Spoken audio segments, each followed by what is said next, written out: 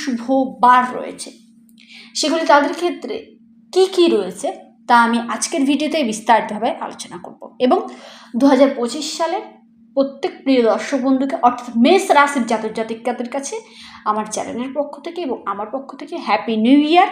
আপনাদের 2025 সালটি অনেক ভালো কাটুক, অনেক শুভ কাটুক এবং শুভ মঙ্গলময় হয়ে উঠুক।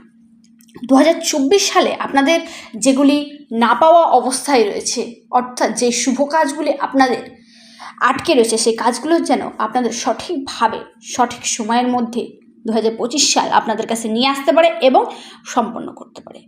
তো 2025 সাল এই মেষ রাশির জাতক জাতিকাদের ক্ষেত্রে যে শুভ দিকগুলি রয়েছে এবং কোন কোন দিকে আপনাদের যাওয়া উচিত নয়, অশুভ রং, অশুভ সংখ্যা, তাও আমি আজকের ভিডিওতেই জানাবো। তো আর দেরি না করে ভিডিওটি শুরু করবো। তার আগে ছোট্ট একটি অনুরোধ, যারা নতুন রয়েছেন তারা অবশ্যই ইউনিক অ্যাস্ট্রো